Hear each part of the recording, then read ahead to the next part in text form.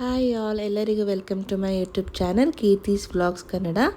ಇನ್ನು ಈ ವಿಡಿಯೋದಲ್ಲಿ ನಾನು ನಿಮಗೆ ಏನೋ ಒಂದು ಶೇರ್ ಮಾಡ್ತಾಯಿದ್ದೀನಿ. ಏನು ಅಂತ ತಿಳ್ಕೊಬೇಕಂದ್ರೆ ಪೂರ್ತಿ ವಿಡಿಯೋನ ನೋಡಿ. ಇದಕ್ಕಿಂತ ಮುಂಚೆ ಪ್ಲೀಸ್ ಹೋಗಿ ನನ್ನ ವಿಡಿಯೋನ ಸಬ್ಸ್ಕ್ರೈಬ್ ಮಾಡಿ ಸಪೋರ್ಟ್ ಮಾಡಿ ಅಂತ ಕೇಳ್ಕೊಳ್ತಾ ನಾನು ನನ್ನ ಪಾರ್ಸಲ್ನ ಕಲೆಕ್ಟ್ ಮಾಡ್ಕೊಳಕ್ಕೆ ಬಂದೆ. ಇನ್ನು ಈ ಪಾರ್ಸಲ್ ಏನಿದೆ ಅಂತ ನಿಮಗೆ ಗೊತ್ತಾಗಬೇಕಾ? ಹೀಗೆ ವಿಡಿಯೋ ನೋಡ್ತಾ ಇರಿ. ಹೌದು, ನಾನು ತುಂಬ ದಿನದಿಂದ ಪರ್ಚೇಸ್ ಮಾಡಬೇಕು ಅಂತ ಅಂದ್ಕೊಂಡಿದ್ದ ರಿಂಗ್ ಲೈಟ್ನ ನಾನು ಇವತ್ತು ಪರ್ಚೇಸ್ ಮಾಡಿದ್ದೆ.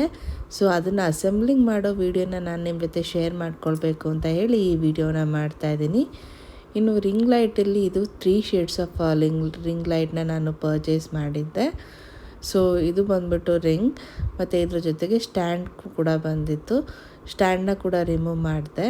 ಇದನ್ನು ನಿಲ್ಲಿಸ್ಬಿಟ್ಟು ಇದಕ್ಕೆ ರಿಂಗ್ ಲೈಟ್ನ ಅಟ್ಯಾಚ್ ಮಾಡ್ಕೊಳ್ತಾ ಇದ್ದೀನಿ.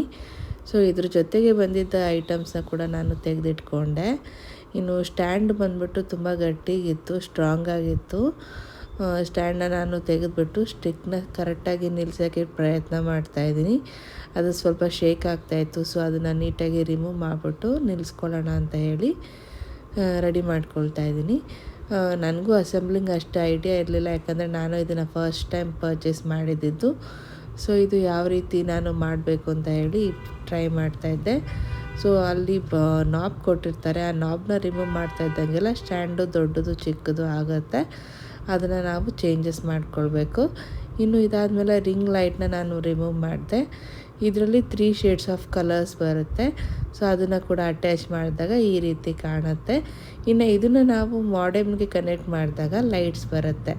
ಇದು ಇವತ್ತಿನ vlog. Thank you so much for watching.